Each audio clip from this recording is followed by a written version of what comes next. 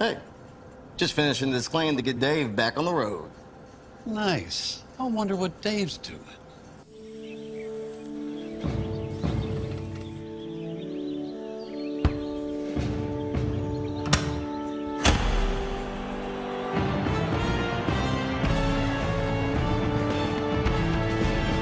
You do your thing. We've got you covered.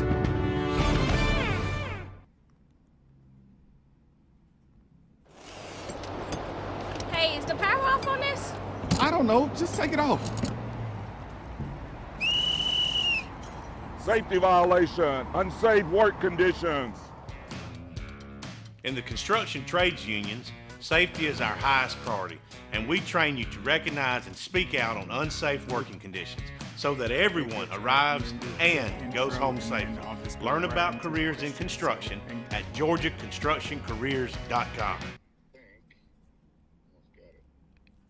All right, good afternoon, guys, and welcome to the 282nd episode of the Alfa Insurance Georgia Prep Sports Drive for the GHSA State Title. Today, we're going to be joined by Peachtree Ridge head coach Matt Helmerich to talk about the Lions. This is their second straight bye week, but they got some big games coming up. They've had an outstanding start, and then we're going to talk to Cartersville head coach Conor Foster in the second segment.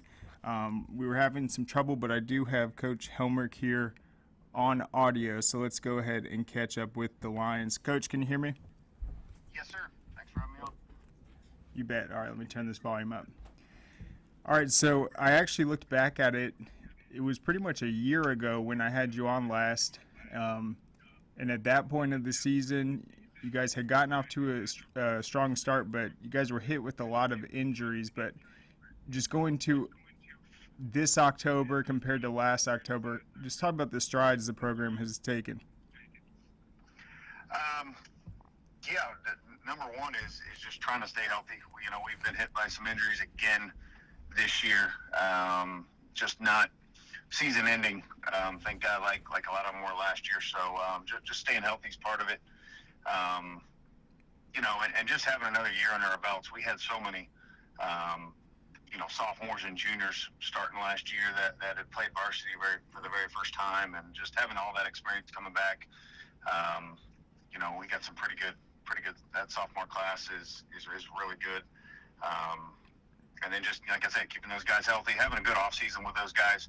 Done a couple interviews and just talked about how good our off season was. It's probably the best off season I've had as a head coach. With a staff and a group of kids. So I think that goes a long way.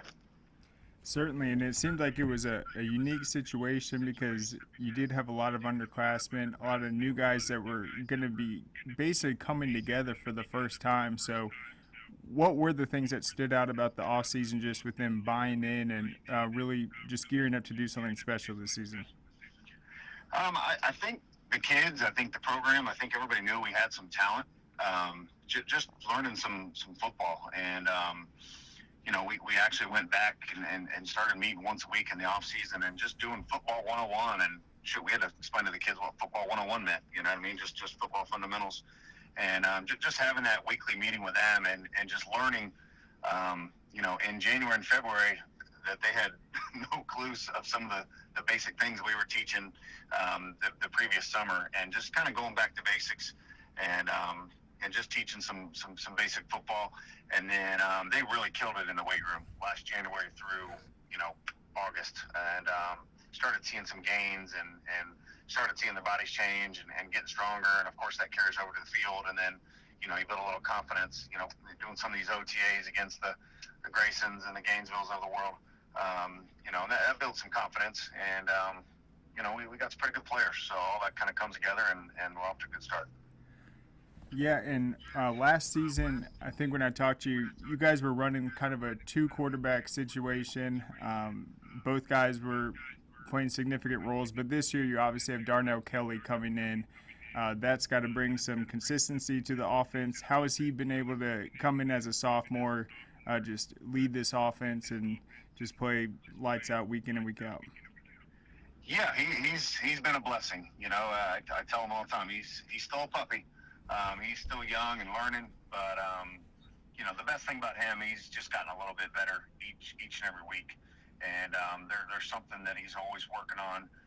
Coach Coster, our offensive coordinator, quarterback coach, is one of the best I've ever been around, and just works with him. And he's learned the offense, picked up. We run a little bit more of an air raid than an RPO system that we did last year. And we got some pretty good skill kids. So him just understanding the offense and being able to get the ball in space to some of these guys and let them make plays, I think has been huge. Yeah, and he's quite an athlete. He's got a really promising future. I mean, I've been really impressed. There's no shortage of talent at the skill positions. How healthy are those looking just heading into these final few weeks of the regular season? We're hoping to get some guys back. We got off to a pretty good start, especially offensively here in the first couple games. And didn't. Took a little bit of a step back, just missing a couple guys.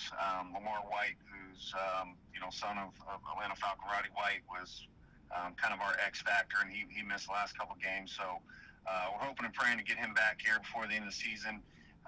King Thomas, another guy that does a lot for us in the running game and passing game, and just kind of our do everything guy. Returner, had a high ankle sprain, so hoping to get him back. And just some other guys that just we had a broken finger here and a banged up shoulder there, and a double bye week in the middle of the season wasn't ideal. If you look at the start of the season, 20 straight days with a bunch of 16, 17-year-olds without a game is not ideal, but it came at the right time, and it's allowing us to get healthy. And you just talk about the talent. We've got some really, really good kids at Peachtree Ridge, and we got 3 kids right now that are starting for us that never played football before last year. So that kind of goes back to your statement earlier about just having a good off season and just teaching football to some of these guys. We got some talent, we got some good kids, and we definitely have a good coaching staff to kind of put this all together. That's right. And then I think what you were talking about Lamar White is he really didn't play football until last year. He was a baseball guy. His dad was also 2 sports, obviously. The great Roddy White was a state championship wrestler. So there's a lot of guys that have come out and really picked up football and have just shown their athleticism. I remember last year you were talking about maybe a sophomore you had that was clocking a 10.7 in the 100-meter. Do you remember who that was? Yeah, unfortunately that was Jeremiah Colbert, who clocked 10.5, and then he did transfer to Buford in the offseason. Okay. He's no longer part of the team. But, our sophomore class, we got a couple corners. We got 3 DBs starting, 3 sophomore DBs starting back there right now. And a lot of them around that 10.9, 11 flat range. We had another kid that's probably going to be like a 10.8, 10.7 guy that he's out for the year, hurt his hip. But we got a lot of speed and youth on that back end and our skill positions. So we got a baseball player, we got a basketball player that never played before that are coming out. You mentioned Lamar, who was kind of a little bit more of a baseball player, who's he was just dynamite our first 4 or 5 games and banged up his knee pretty good. So he's missed the last few weeks. So hopefully getting him back soon. Yep, and so we talked about the skill guys. Obviously, Darnell at quarterback. The secondary has a really bright future. What have you just seen physically up front, both lines of scrimmage, and how have those positions looked for you so far? Just again, going back to the weight room, and we were the weakest team on the field 11 out of 11 games last year. And, we talked about that a lot in the offseason. And just having those guys that had some experience getting on the field and playing the Bufords in the playoffs and the Norcrosses and North Gwinnett's and teams like that. The kids figured out pretty quick, Coach, we got to get stronger. So, having those guys work hard in the weight room. Lestat Williams is a 2-way guy. He's about 6'2", 280. He's a junior. He's got a Coastal Carolina offer, but he's as strong as an ox. We got some other guys that are. We got 3 juniors on that offensive line that are pretty good. That are still young and working. And then we got some guys on the front on the D that just fly around and play hard. Our defense plays really, really hard, and it's been fun. Even coming in the summer and even in August, it was a little perplexing. Is I'm a defensive guy, just seeing those guys not really understand the defense yet, and then kind of September, late September, that it started to come around, and guys were flying around and understood where to line up, and that happens. You start playing well, shutting teams out, and we start getting a lot of takeaways as well. So turnover's been a big part of our defense here the last couple games. Certainly, and then I want to talk to you about your next matchup. It's going to be a big road trip to North Gwinnett. You're 2-0 in the region. Looks like North Gwinnett's 3-0. Norcross is still unbeaten. So this region's still up for grabs, but you guys have a great opportunity. I mean, how big is this matchup going to be with the Bulldogs? It's huge. It's huge.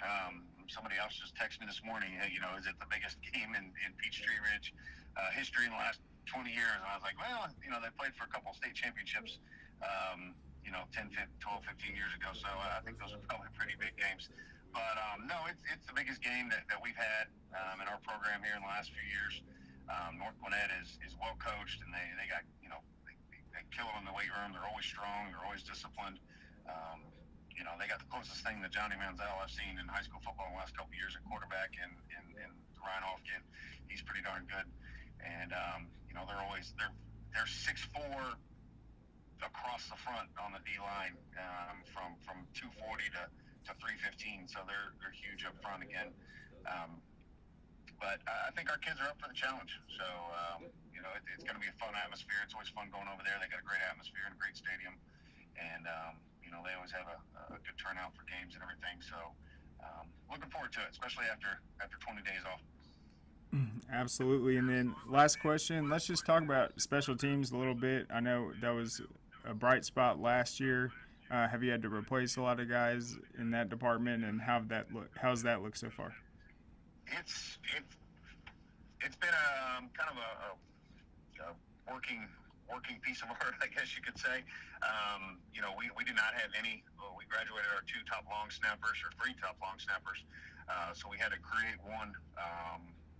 Roddy's been around some good long snappers. I long snapped in college. So we went up to, more backup linebackers, and he kind of took his stride. He's been awesome. Nate Figueredo has been an awesome long snapper. We got a kicker from the soccer team, and Alex Hansen, and he's done so well at some of these camps. He went to a couple kicking camps over the summer. I think he's going to end up kicking in college instead of playing soccer. I mean, he can kick it out. He's almost kicked it through the upright on a couple kickoffs this year. So he's got a big time leg, and we're still working on some mechanics, trying to work on his accuracy. But from 50 and in, he can put it through the uprights, and he's also been a pretty good punter. So and then the schemes, of course, on punt and kickoff and all that fun stuff. A lot of the same stuff we've done last year. So working on those and getting better at the schemes always helps special teams as well. And sorry, I have one more question, but you were talking about that sophomore class, the class of 2026. Guys like Cedric Addison also have stepped up in the backfield. I mean, how special is the sophomore class? They're pretty darn good. They got a chance, and they talked about it. Their parents talked about it in that very first meeting when I met all of them, in the spring of 2022 when they were still in 8th grade. And Cedric's going to be a Division I back. I mean, he was anchor on our 4x1 in the state track meet last year as a freshman, and he's an 11 flat kid. King Thomas is already got offers. Dorian Barney is a 4-star, possibly a 5-star corner. It's already got a bunch of he's got a Tennessee offer. He's a 6'1" corner. Ty Hill, who played at Clemson, is one of my coaches. His son, Tristan, is our starting safety. Tyson Sanford is another corner that runs 11 flat and under. So, and then we got some pretty good big guys to, some of the guys in the trenches are pretty good in that class as well. So, we got a chance to be pretty good, and of course Darnell is pretty good leading the charge back there at quarterback as well. So, I think they know they're good. They want to be good right now, and a lot of those guys have aspirations to play at the next level, which is another something else that kind of makes them go. So I think we're in a good spot. We got a really, really good senior class, and that sophomore class has definitely got some major talent as well. Awesome. Well, I appreciate it so much for coming on, Coach. And yeah, we saw that 2-week bye, and we were disappointed too. I mean, we want to see you guys back out there on the field. We can't wait. Yep, I appreciate it. The kids are chomping at the bit. They're all texting me over the last couple of days. Everybody's ready to kind of get back out there. Awesome. All right. Thanks, Coach. Have a good one. All right. Thank you. All right. Well, there you go. So Peachtree Ridge will be back in action at North Gwinnett next Friday. What a matchup. I think that bye week coincided with, I guess, the fall break, so that's why they had 2 in a row, but they're 6-0. Offense has been lights out every single game. Defense is playing well is playing well also. And then that is because of that secondary. I mean, if you can't throw it deep on a team and they have that closing speed, that athleticism, that's really tough to get that offense in sync. He was right about Ryan Hall, North Gwinnett's quarterback. He had an outstanding last few games. That's going to be an exciting matchup. Cannot wait. But let's go ahead. We'll take a quick break and thank our sponsors. We'll be back on the other side. What you doing? Hey, just finishing this claim to get Dave back on the road. Nice. I wonder what Dave's doing.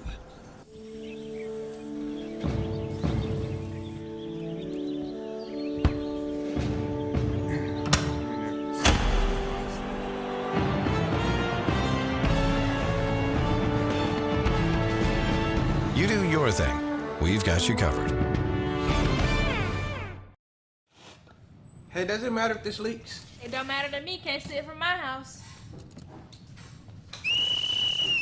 Illegal use of hands, improper training. GeorgiaConstructionCareers.com has 14 different highly skilled trades with tuition-free training in our certified apprenticeship programs to train you the right way. Find your career at GeorgiaConstructionCareers.com.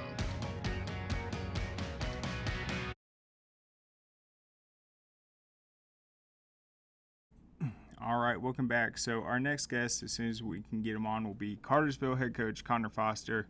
We've got a huge home game tonight against Cass. They're both 1-0 in Region 7. It's going to be a very competitive region race. Cass got the win over Woodland Cartersville last week, and then Cartersville had a dramatic win on the road against Calhoun. They came back in that, played outstanding the second half, closed it out to improve to 1-0 in the region and 6-0 overall. So they are on a mission in a Class 5A that looks really interesting this season, to say the least. I mean, there are so many potential teams that are in that running. I think it, at this point, looks like the deepest in the state. Najee had GAC on yesterday. You got teams like Kell, Hiram, Dalton. So it's a really exciting classification, and I am looking forward to seeing Cartersville in person tonight. Yeah, he's frozen. Okay, he's frozen. He just came through.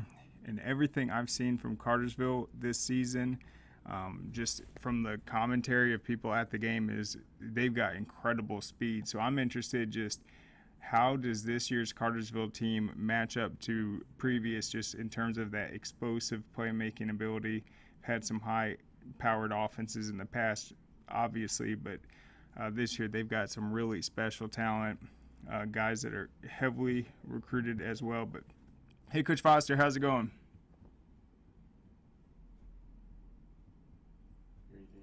No, it looks like he's still frozen. All right, hold up just a sec.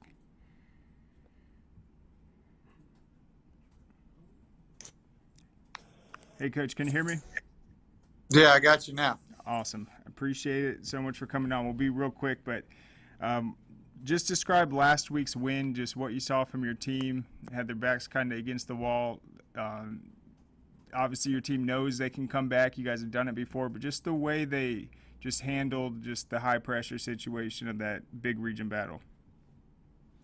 Yeah, you know, our kids have been in a lot of battles over the years, and just always appreciate their effort, always appreciate their grit. Coach just stayed calm. Our leadership stayed calm, just stayed the course. I think that was a big thing, you know, just we just kept working, just kept focusing on executing better and playing at a higher level, and we were able to make some plays down the stretch. Really proud of it. And I was talking about the speed that is obvious on this year's team, just with some of these guys offensively. I mean, how does it stack up with previous Cartersville teams? Just how have you guys been able to take advantage of that explosive playmaking just to really put pressure on these defenses? Yeah, we do a great job in the weight room. Corey Goetze, our strength coordinator, does a tremendous job, and really focuses not just on being strong, but being athletic. We really feel like, our program is built on player development. And, I think this group is a perfect example. Maybe not a lot of big names in the recruitment world, but guys that are tremendous football players, guys that have been developed, guys that love this program. And our receiving core is certainly a reflection of that. And then let's talk about your sophomore quarterback, Nate Russell. I know he saw time last year as a freshman. He's played in big games. What's impressed you so far this season? What's he brought to the table? He's gotten better every week. That's all you can ask of anybody, but especially a young player. You can see the game start to slow down for him, which is fun. He's starting to be, the leader that we're looking for, starting to play with a little fire, a little emotion. I think we saw some of that last week. A fierce competitor and just getting better every week. And then let's talk about your defense. Obviously, you've seen a lot of great offenses so far, diverse groups, but when you look at this Cass offense, there's no question their playmaking ability, the guys they want to get the ball to. What have you just seen from Cass, and then how confident are you in your defense? Very talented, very well coached. They've got all the pieces. They're huge up front with the offensive line. Quarterback can really spin it. He'll be a national player.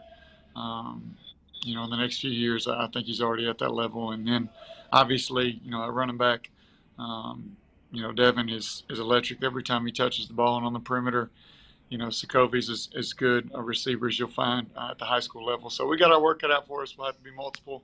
We'll have to rotate in a lot of bodies and try to stay fresh and try to give them some different looks and see if we can't find what works for us. And then turnovers obviously have been a big factor in some of these matchups. We saw the Cass Rome game. They had trouble protecting the ball early. How have you guys been just in terms of the turnover margin, protecting the ball, but also coming up, ball hawking in the secondary, just being aggressive? Yeah, I think that was big for us last week. Even when we weren't playing our best football, we didn't turn the ball over. We were able to generate a couple turnovers there. So, it's something that we harp on every day in practice. So hopefully the ball bounces in our favor tonight. We're able to create some turnovers. We want to attack the football and protect it. We certainly understand the value of winning the turnover margin.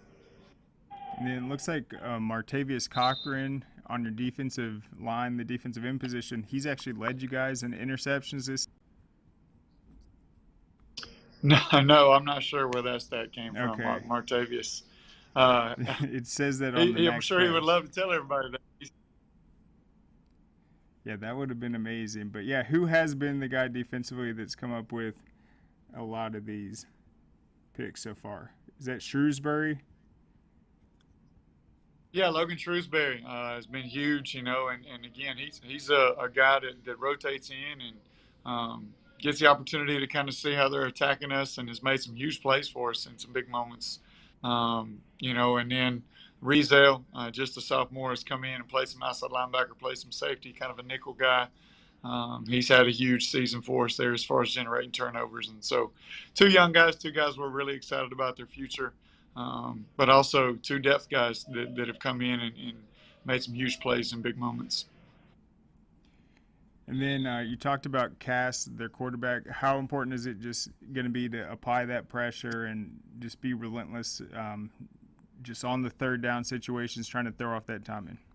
To win first down and try to put them in a position where they're behind the chains and gives us a more favorable opportunity to get that stop there on third down. So first down will be important for both teams. We'll have to really make sure that we're successful on first down in order to win on third down. And then, we got to hunt the football. We got to keep working and just trust our conditioning and trust our coaching that we'll get there as the game goes on. And just it's not always about actually, the number of sacks. It's about the ability to affect him within the pocket as well. If we can create some movement, get his eyes down a little bit, we'll have a chance.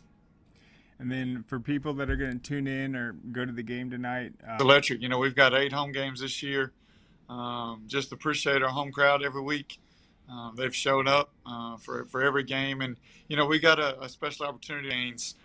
So we've got a tremendous responsibility to play the game the right way, to play the game hard, to play the game with great sportsmanship, and to give that next group something to dream about and something to aspire to. So for us, that piece of it is bigger than just the wins and losses.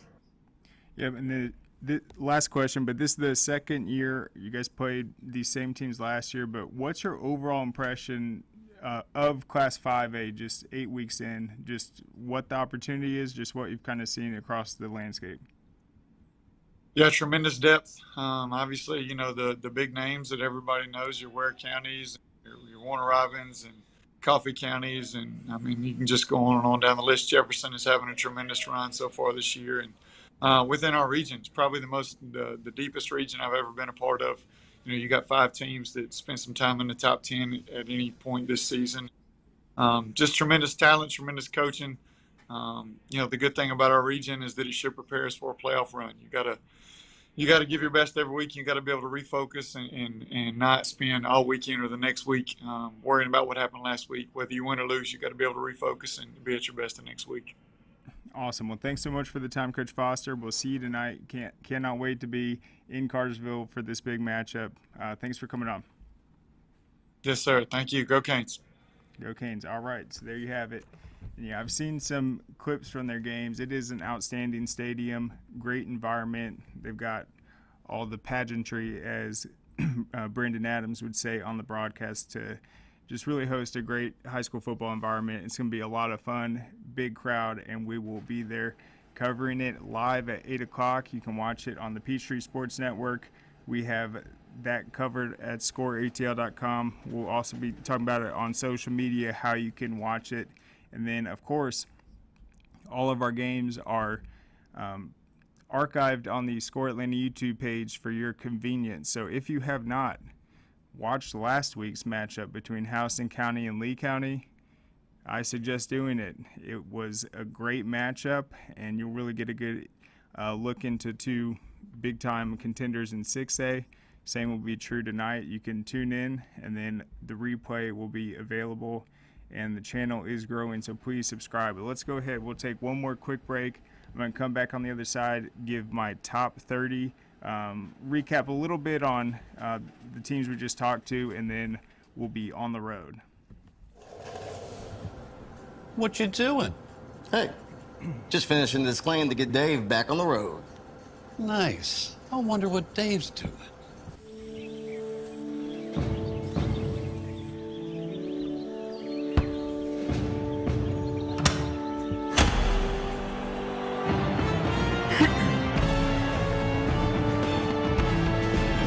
You do your thing. We've got you covered.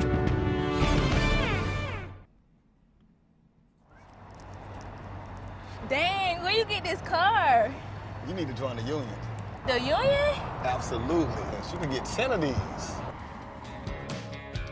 Union construction workers earn the highest wages with the best benefits and the most protection in the construction industry. Find your career in construction. Go to GeorgiaConstructionCareers.com and start your future today.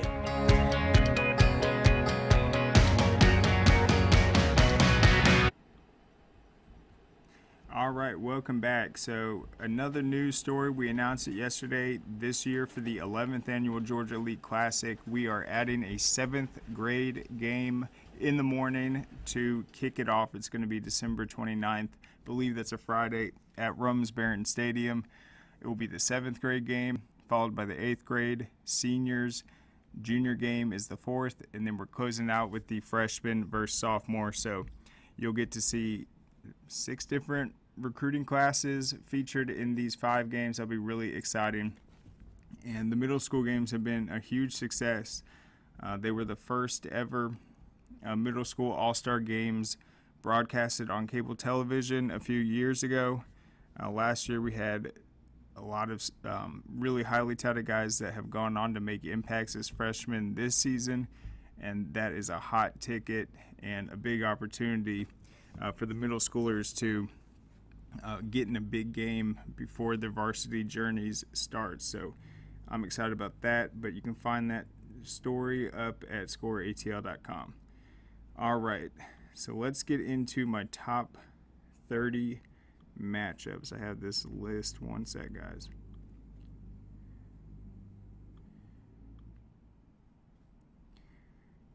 Okay, and so these games, and we'll be talking about some others, but as you know, during our broadcast, we cover what's going on around the state. So we'll look at all the games. There are obviously more big region matchups, but these are the ones I'm very interested in. All right, let's start off with Athens Academy at Providence Christian. Athens Academy recently had a big convincing win over Mount Vernon, who was off to a great start. But Providence Christian, we talk about Peachtree Ridge and how they've had a turnaround season. Providence Christian has probably had the biggest turnaround in the entire state. They were 2-8 last year. They're undefeated now. They've been on an absolute just tear these last few weeks, and I'm really interested to see how they stack up against Athens Academy. If they win this one, they are the real deal, and they should be in the top 10 in Class 2A without a doubt. So definitely we'll be tracking that one. We'll see if the Storm can beat Athens Academy, team that's been phenomenal year after year. All right, Benedictine at Burke County, a battle of unbeatens in Region 3 4A. Benedictine has not lost to a 4A opponent in 3 seasons. Burke County's, as I said, unbeaten with Franklin Stevens. Franklin Stevens was actually the fastest coach in state history to get to 100 career victories. He's gotten it done at Tucker, Lamar County, McEachern, Ware County as well. And so he's back at his alma mater. Burke County looks really good, and this is an opportunity for them to take control of 4A and eventually fight for that top seed. All right, Calhoun at Hiram. It's obviously a big game that fans watching our game tonight are going to be interested in because it's the same Region 7 and 5A. Calhoun obviously lost the heartbreaker last week to Cartersville. They were up 17-0, ended up losing a close one. And then Hiram had to battle past Dalton, and they improved to 1-0. Hiram's offense is the real deal. They have been absolutely lighting up the scoreboard. Like Providence Christian, like Peachtree Ridge, they're one of the most improved teams in the entire state this season. And this is a big opportunity for them, and also a really high-pressure game for Calhoun. By not getting the win last week, this is a big one. That region, you can end up in a potential tie for that 3rd or 4th spot, and if the coin flip doesn't go your way, you're missing out on the playoffs. So they're really going to want to win that game. Calhoun is going to want to get back on track. They still have to play Cass, Dalton, and Woodland Stockbridge. And then Hiram will obviously have, I believe, Cass on the schedule, and then also Cartersville. All right, Carrollton at East Coweta. That will be a great game. We televised that one last year. Carrollton still have not lost since their region opener against Hughes on the last minute. East Coweta, though, they have really just gotten it done, and I think what stands out to me about them is it was the Sandy Creek game. Sandy Creek has so much talent offensively with their running attack, and they went into that game and they shut down the run. So I think Carrollton, they're built to pass the ball more, but if they kind of make them one-dimensional, and if that secondary can hold up enough, I think they can stay within striking distance. Still, Carrollton will be on the road. Should be a great matchup in that 7A region. All right, Dalton at Woodland Cartersville. We mentioned that it is the same Region 7. All right, Douglas County at Paulding County.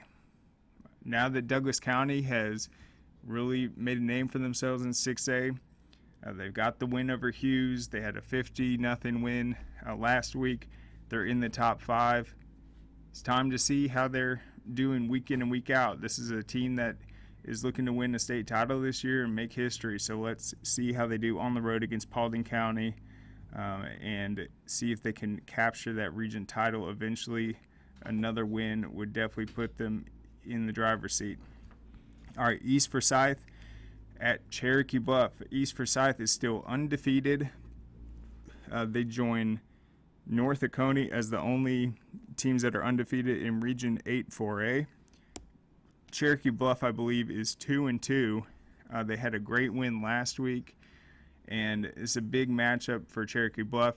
They're trying to return to the playoffs. And then it was a very close game last year. I think it was a 1-point victory for Cherokee Bluff. But if East Jackson can go on the road and get this victory, I think that is going to clinch them, or all but clinch them, their first ever playoff berth. It would be a huge accomplishment for them. They're only, I believe, a 3-year school. They're still very brand new, but they're playing outstanding. That would be an unbelievable result. All right, East Jackson at Fellowship Christian, another game I have on the list. East Jackson is undefeated. Fellowship Christian, I think they have 2 losses, but they are battle-tested. Played some great teams so far. They've got amazing talent on that offensive line. They got C.J. Givers in the backfield. They're well coached, but I think that's a big matchup at Fellowship Christian. All right, Gilmer at Lumpkin County. Gilmer has a couple losses. Lumpkin County's undefeated. This is kind of a rivalry game right there, and let's see if Lumpkin County can continue to stay unbeaten. Gilmer is going to come in tough with Coach Standard, and I think that'll be a good matchup to watch. Just 2 teams that I think can make some noise in the playoffs. All right, Harrison at McEachern. We're going to be televising the Harrison and North Paulding game next week. That's going to be at Harrison. North Paulding's off on the bye. They fell in a close game to Walton last week, so they're going to go in with just 1 loss. And then Harrison, I believe they beat McEachern last year. It was a really close game, but this is a big one. If Harrison wins, they're going to stay undefeated, and then that North Paulding game is going to be huge. It's going to be huge either way, but let's just see how Harrison does on the road against a McEachern team that has certainly gotten better in recent weeks. Case in point, their massive victory over Valdosta, who, by the way, will be playing Lowndes tonight. 8 o'clock kickoff, the Winterville's Classic, always a good one. Let's see how that one plays out. Lowndes at Valdosta. All right, Heritage Catoosa at Cedartown. That's a big matchup in Region 7 and 4A. Cedartown fell to Central Carroll last week. Central Carroll still undefeated. And then Heritage Catoosa, I think they picked up a win. Maybe it was Sonoraville. Either way, if Heritage Catoosa can go to Cedartown and get the win, that will set up a potential region title game with Central Carroll coming up. All right, Holy Innocents at Miller Grove. This is such a big matchup. Holy Innocents lost to Westminster last week, and then Miller Grove has won, I think, 5 straight since falling to Tucker in their opener. Miller Grove just missed out on the playoffs last year. They're currently 5-1. It's the longest winning streak in school history. If they win tonight, it will match a school record for most wins in season history, and they are still trying to win their first ever playoff game. Holy Innocents, they know that they need this win on the road after falling to Westminster. I think both teams are going to be extremely motivated, and it should be a great matchup. Last year, Holy Innocents took it 14-7, so it was close last year. I think Miller Grove, their defense, they know what Holy Innocents is going to want to do with their triple option rushing attack, and then it's just going to be about the Miller Grove offense. Don't turn it over. Holy Innocents is very sound defensively. Can they take advantage of their athleticism? I think that's going to be a phenomenal matchup, one that we will be watching very closely. All right, Houston County at Northside Warner Robins, big Region 1 6A battle. We'll see how Houston County responds after looking great but falling short to Lee County last week. All right, Hughes at East Paulding, such a huge region game. Hughes has the one region loss to Douglas County. East Paulding still unbeaten in the region. Picked up a nice win over Noonan last week. I think East Paulding is very versatile offensively.